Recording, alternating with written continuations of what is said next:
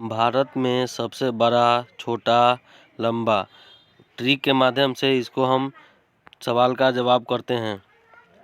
चलिए शुरू करते हैं। प्रश्न संख्या 1 है, भारत का सबसे बड़ा राज्य क्षेत्रफल में कौन सी है? भारत का सबसे बड़ा राज्य क्षेत्रफल में कौन सी है? इसका सही जवाब होगा राजस्थान। अब देखिए ट्रिक से हम लोग कैसे देखते हैं। राजस्थान, राजस्थान का मतलब हुआ राजा का स्थान, और जो पहले के समय में जो भी राजा हुआ करते थे उनका क्षेत्रफल था वो बड़ा था। पूरा देश में पूरा क्षेत्रफल बड़ा रहता था, इसीलिए सबसे बड़ा राज्य का क्षेत्रफल में कौन सा हो जाएगा? राजस्थान। क्वेश्चन नंबर 2 देखते हैं। भारत का सबसे बड़ा राज्य जनसंख्या में कौन सी है? सबसे बड़ा राज्य जनसंख्या में भारत का उत्तर प्रदेश है। इसको कैसे हम लोग करते हैं देखिए ट्रिक से। राज्य जनसंख्या में सबसे बड़ा, जनसंख्या मतलब इसका उत्तर है उत्तर प्रदेश। उत्तर प्रदेश का मतलब हुआ प्रदेश में उतरते हैं लोग। ज़्यादा से ज़्यादा जनसंख्या दूसरे प्रदेश में उतरते हैं, क्योंकि ज़्यादा से ज़्यादा जनसंख्या अपने प्रदेश में नहीं काम करते हैं, दूसरे प्रदेश में उतरते हैं। तो उसको क्या हो गया आंसर? उत्तर प्रदेश। यानी सबसे बड़ा जनसंख्या कहाँ पर है? उत्तर प्रदेश। तीसरा नंबर हम लोग करते हैं सवाल का जवाब। भारत का सबसे लंबा नदी कौन सी है? भारत का सबसे लंबा नदी गंगा है। ये सभी को मालूम होगा लगभग। भारत का सबसे लंबा नदी गंगा है। चौथा क्वेश्चन, भारत में सबसे बड़ी मीठे जल की झील कौन सी है? मीठे जल की झील, इसका मतलब देखिए भारत में सबसे बड़ी मीठे जल की झील यहाँ पे कौन होगा आंसर? वुलर झील। वुलर झील का मतलब समझिए, वुलर में लर लगा हुआ है। लर, लर मतलब होता है कि कोई भी चीज़ यदि मीठे चीज़ है, चाहे कुछ भी हो, चाहे प्रसाद हो या पानी हो, यहाँ पानी का संबंध है, जल का संबंध है, तो लर, लर मतलब सीरीज लग जाता है, एक दूसरे के पीछे लग जाता है। तो लर से हम लोग क्या करेंगे? जल। तो मीठे जल, भारत में सबसे बड़ी मीठे झील, जल के झील कौन सा है? वुलर झील। ठीक है। 5वां नंबर क्वेश्चन देखते हैं हम लोग। भारत का सबसे छोटा राज्य क्षेत्रफल में कौन सा है? यहाँ पे देखेंगे क्षेत्रफल में सबसे छोटा राज्य भारत में, तो इसका सही जवाब होगा गोवा। देखते हैं गोवा कैसे होगा इसको ट्रिक के माध्यम से। गोवा, गोवा का मतलब हुआ कि गो आ, मतलब दो ही अक्षर में ये लिखा जाता है। देखिएगा भारत के 28 राज्य है, उसमें सबसे छोटा जो जगह लेगा लिखने में वो गोवा लेगा, इसीलिए सबसे छोटा राज्य क्षेत्रफल में गोवा होता है। तो इसका आंसर गोवा था। ठीक है। 6ठा नंबर क्वेश्चन देखते हैं। भारत का सबसे ऊंचा बांध कौन सी है? भारत का सबसे ऊंचा बांध, इसमें टिहरी बांध होगा।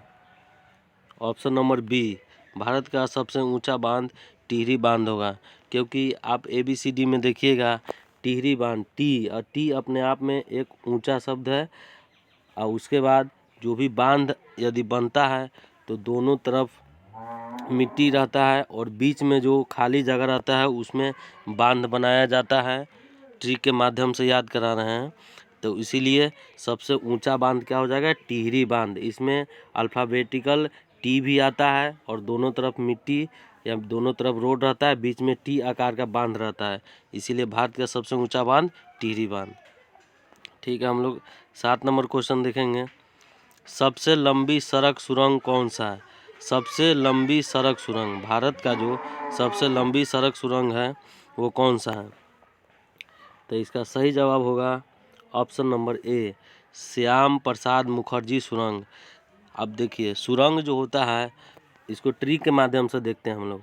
सुरंग जो होता है वो ज़्यादातर पहाड़ी इलाका में होता है सुरंग, और पहाड़ी इलाका में ज़्यादातर भगवान को हम लोग दर्शन करने भी जाते हैं। तो वहाँ पे सुरंग के माध्यम से दर्शन, सुरंग के बीचों बीच हम लोग जाते हैं। तो यहाँ पे है प्रसाद, प्रसाद मतलब किससे संबंध है? भगवान से संबंध है। प्रसाद मुखर्जी, मुख मतलब मुख जो है नीचे झुका के हम लोग अर्जी करते हैं भगवान के द्वारा, और सुरंग के रास्ते से जाते हैं। तो सबसे लंबी सड़क सुरंग कौन सा होगा? श्याम प्रसाद मुखर्जी सुरंग। इसे आप लोग याद कर सकते हैं एक दूसरे से रिलेट करके। क्वेश्चन नंबर 8 हम लोग देखेंगे, भारत का सबसे लंबा रेलवे प्लेटफॉर्म कौन सा है? भारत का सबसे लंबा रेलवे प्लेटफॉर्म कौन सा है? तो इसका सही जवाब होगा हुबली। अब देखिए ट्रिक के माध्यम से इसको देखते हैं। भारत का सबसे लंबा रेलवे प्लेटफॉर्म हुगली है। हुगली का संबंध देखिए, हुबली देखिए, अगर प्लेटफॉर्म पे जाते हैं तो सबसे बड़ा यदि प्लेटफॉर्म होगा तो लोग ज़्यादातर वहाँ हुलबुला जाते हैं, जिसको हुलबुल भी बोलते हैं। तो हुलबुला जाते हैं, तो हुबली और हुलबुल ये दोनों का संबंध एक दूसरे से है। तो आप लोग याद कर लीजिएगा, सबसे भारत का लंबा प्लेटफॉर्म कौन सा है? हुबली। और हुबली हुलबुल इससे संबंध है। ठीक है, अब देखते हैं क्वेश्चन नंबर 9, भारत में सर्वाधिक वर्षा कहाँ होती है? भारत में सर्वाधिक वर्षा कहाँ होती है? भारत में सबसे सर्वाधिक वर्षा होती है मेघालय में होती है। तो हम लोग देखते हैं मेघालय, ये अपने आप में ट्रिक बनाने की ज़रूरत नहीं, इसमें मेघालय मतलब मेघ आलय, लगातार मेघ आलय, तो उसको बोलते हैं मेघालय। अगला क्वेश्चन देखते हैं, प्रश्न संख्या 10, भारत का सबसे बड़ा मस्जिद कौन सा है? तो भारत का सबसे बड़ा मस्जिद यहाँ पे होगा जामा मस्जिद। और जामा मस्जिद का मतलब हुआ कि देखिए, जैसे मस्जिद में नमाज वगैरह सब पढ़ा जाता है, तो उसमें जो होता है लोगों को जमा हो जाते हैं, जो भी नमाज पढ़ते हैं वो सभी जमा हो जाते हैं, तो जाम भी ज़्यादातर लग जाता है। तो यहाँ पे सबसे बड़ा मस्जिद भारत का कौन सा हो जाएगा? जामा मस्जिद। जाम से हम लोग संबंध करके उसको जामा मस्जिद बोल सकते हैं। ठीक है, क्वेश्चन नंबर 11 देखते हैं। यहाँ पे आप लोग द बेस्ट कोचिंग सेंटर आप लोग सब्सक्राइब कर लीजिएगा और साथ में अपने दोस्तों के साथ शेयर भी कर दीजिएगा। प्रश्न संख्या 11 में है, भारत के प्रथम शिक्षा मंत्री कौन थे? भारत के प्रथम शिक्षा मंत्री कौन थे? इसका सही जवाब है अब्दुल कलाम आज़ाद। देखिए ट्रिक के माध्यम से कैसे याद करते हैं। भारत के प्रथम शिक्षा मंत्री, शिक्षा का जो संबंध है कलाम यानी कलम, अब्दुल कलाम आज़ाद, यानी इसमें अब्दुल कलाम आज़ाद में कलम बीच में मिल रहा है, कलाम में कलम है, तो समझिए कलम और आज़ाद। यदि अब्दुल कलाम आज़ाद है, कलम का मतलब है कि शिक्षा से, अगर हम शिक्षा सही से ले लेते हैं तो हम कलम से भी बहुत सारा चीज़ हम कर सकते हैं, इसीलिए कलम और आज़ाद दोनों मिल रहा है शिक्षा से, इसीलिए प्रथम शिक्षा मंत्री अब्दुल कलाम आज़ाद। अगला क्वेश्चन देखते हैं 12 नंबर, भारत का सबसे छोटा राज्य जनसंख्या में कौन सा है? तो भारत का सबसे छोटा राज्य जनसंख्या में सिक्किम है। अब यहाँ पर हम लोग देखते हैं सबसे छोटा राज्य भारत का कौन सा है? सिक्किम। अब देखिए सिक्किम में सिक्किम सिख दोनों मिलता जुलता वर्ड है, और देखते हैं हम लोग हिंदू, मुसलमान और सिख, अगर ये टॉप 3 हम लोग देखते हैं, उसमें सबसे कम कौन है जनसंख्या में? तो सिख है। सबसे कम कौन है? सिख है। तो हिंदू, मुस्लिम और सिख में कौन जनसंख्या में कम है? सिख। तो हम लोग देखते हैं भारत का सबसे छोटा राज्य जनसंख्या में कौन है? तो सिक्किम। सिक्किम का सिख से रिलेट करके हम लोग याद कर लेंगे। अब क्वेश्चन नंबर 13 देखते हैं, भारत की सबसे लंबी तटरेखा वाला राज्य कौन है? अब देखिए भारत की सबसे लंबी तटरेखा वाला राज्य यहाँ पे गुजरात होगा। देखिए गुजरात को कैसे याद करते हैं? गुजरात मतलब गूंज, मतलब आवाज़ जो है रात में गूंजता है, तो आवाज़ जो है रात में गूंजता है तो दूर दूर तक जाता है। आप लोग भी देख सकते हैं बोल के, या महसूस कर सकते हैं, या कभी सुने होंगे कि रात में जो आवाज़ है बहुत दूर तक जाता है, बहुत दूर तक गूंजता है। तो यहाँ पे देखेंगे लंबी तट रेखा, तट मतलब होता है पानी के जो नज़दीक होता है, पानी के बगल में, उसको तट बोलते हैं। पानी के किनारे जो धरती भूमि होते हैं उन्हें तट बोला जाता है। तो भारत की सबसे लंबी तटरेखा वाला राज्य गुजरात हो गया। क्यों?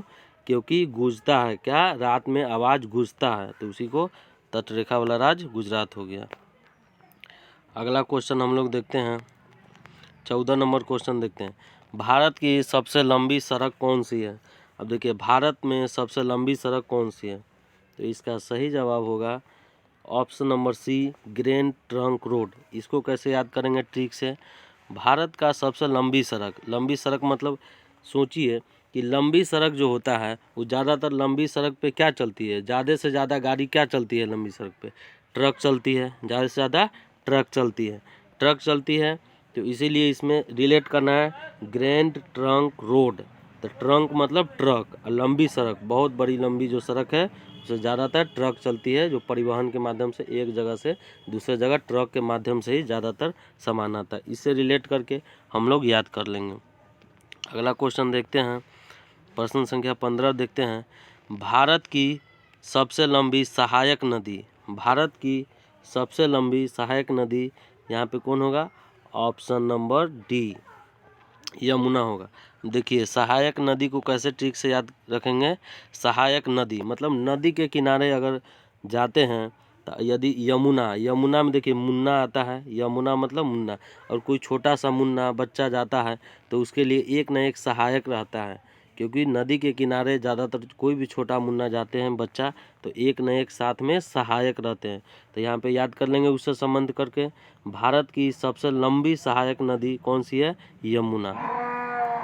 अगला क्वेश्चन देखेंगे, प्रश्न संख्या 16, भारत का सबसे लंबी राष्ट्रीय राजमार्ग कौन सा। देखिए राष्ट्रीय राजमार्ग का मतलब होता है कि रोड, जो 4 लाइन जिसको भी हम बोल सकते हैं, ट्रिक के माध्यम से 4 लाइन भी हम बोलेंगे, क्योंकि हमें यहाँ याद करना है रिलेट करके। तो इसका सही जवाब होगा ऑप्शन नंबर डी, NH44। अब देखिए 44 में क्या लिखा हुआ है, 44, यानी जो राष्ट्रीय राजमार्ग होता है उसके इधर से एक साइड से हम 4 गाड़ी ले भी जा सकते हैं, एक साथ 4 गाड़ी जा सकता है, और एक साथ उधर से 4 गाड़ी आ सकता है, उतना स्पेस खाली रहता है राष्ट्रीय राजमार्ग में। एक तरफ जाने का 4, अगर 4 लाइन गाड़ी में लगा देंगे, 4 लाइन, एक के बगल में एक, फिर बगल में एक, फिर बगल में एक, तो 4 लाइन जा सकता है, फिर 4 लाइन आ सकता है। तो NH44 44 से हम लोग रिलेट करके याद कर लेंगे, ठीक है। अगला क्वेश्चन देखते हैं, 17 नंबर क्वेश्चन, दक्षिण भारत की सबसे लंबी नदी कौन सी है। दक्षिण भारत में सबसे लंबी नदी कौन सी है, तो इसका सही आंसर होगा गोदावरी। गोदावरी का संबंध हम लोग देखेंगे गद्दा से देखेंगे, क्योंकि यहाँ रिलेट हम लोग करेंगे दक्षिण भारत में जो भी ज़्यादातर भगवान के होता है, हनुमान जी का ज़्यादा वहाँ पे नाम चलता है, हनुमान जी के बारे में ज़्यादा वहाँ पे पूजा पाठ करते हैं। तो यहाँ पे गोदावरी में गदा है, क्या है, गदा है। तो गदा का हम लोग रिलेट या संबंध किससे करेंगे, यहाँ पे भारत की सबसे लंबी नदी के से करेंगे। तो यहाँ पे क्या हो जाए, गोदावरी। दक्षिण भारत में सबसे ज़्यादा किसको पसंद करते हैं लोग, गद्दा वाले भगवान को। तो गद्दा वाले भगवान कौन है, हनुमान जी। तो इसीलिए दक्षिण भारत की सबसे लंबी नदी कौन है, गोदावरी, ठीक है। अगला क्वेश्चन हम लोग देखते हैं, 18 नंबर, भारत का सबसे छोटी तटीय राज्य कौन सी है। भारत की सबसे छोटी राज्य तटीय कौन सी है, गोवा। इसका सही जवाब क्या होगा, गोवा। भारत की सबसे छोटी तटीय राज्य गोवा है। तो छोटी तटीय राज्य है गोवा, मतलब तटीय राज्य मतलब सबसे नज़दीक वाला जो है नदी के किनारे, वहाँ जल्दी गो मतलब जल्दी जा सकते हैं, आ मतलब जल्दी आ भी सकते हैं। तो एक ही दो ही अक्षर के अंदर में लिखा गया गो आ, मतलब जा भी सकते हैं और आ भी सकते हैं ट्रिक के माध्यम से। तो सबसे छोटी राज्य कौन हो गया, गोवा। क्वेश्चन नंबर 19 हम लोग देखते हैं, भारत का प्रथम राष्ट्रपति कौन थे। भारत का प्रथम राष्ट्रपति कौन थे। इसका सही जवाब हो गया डॉक्टर राजेंद्र प्रसाद। भारत के प्रथम राष्ट्रपति कौन थे, डॉक्टर राजेंद्र प्रसाद। इसको ट्रिक से हम लोग कैसे याद करेंगे, डॉक्टर राजेंद्र प्रसाद। अब देखिए राजेंद्र में देखिए राज कहने का मतलब कि भारत में या प्रदेश में सबसे ऊपर जो होते हैं वो राष्ट्रपति होते हैं।